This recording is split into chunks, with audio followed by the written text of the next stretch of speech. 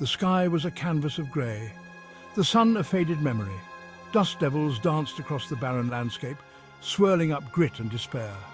Gone were the vibrant greens and blues of earth, replaced by an endless expanse of greys and browns. Silence hung heavy in the air, broken only by the mournful sigh of the wind. The once great cities were now skeletal remains, concrete giants brought low by time and destruction. Buildings scraped the sky, their windows vacant eyes staring out at the desolation. Rusting hulks of cars littered the streets, choked by weeds and vines. Nature, in its relentless way, was slowly reclaiming what was lost. The air itself was heavy with a metallic tang, a constant reminder of the catastrophe. It was a world stripped bare, where every drop of water was precious, and every scrap of food a hard-won victory. This was the Wasteland, a testament to humanity's folly. The remnants of the old world were scattered everywhere like broken promises. A child's doll lay half-buried in the dust, its plastic smile eerily cheerful in the desolate landscape.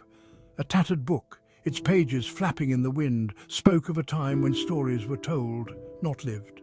The highways, once arteries of a bustling world, were now cracked and broken veins, disappearing into the dust. Abandoned cars, their paint peeling, their windows long gone, stood as silent sentinels of a bygone era.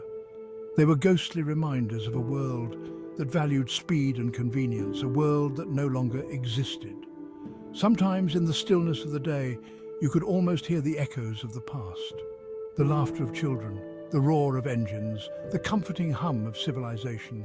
But they were just echoes, fading whispers of a world lost forever. The reasons for the apocalypse were many, but they all stemmed from the same poisonous root greed. Humanity, in its insatiable hunger for more, had consumed the world. Resources dwindled, the environment buckled, and the delicate balance of nature tipped. Wars erupted over the scraps, fueled by desperation and the lust for power. Politicians, blinded by their own ambitions, made promises they couldn't keep, drove the world deeper into chaos. The very air became toxic, a poisonous soup of industrial waste and the fallout of conflict. The warnings were ignored, dismissed as the ramblings of doomsayers. Now the consequences were all too real. The world they had destroyed was the one they were condemned to inherit.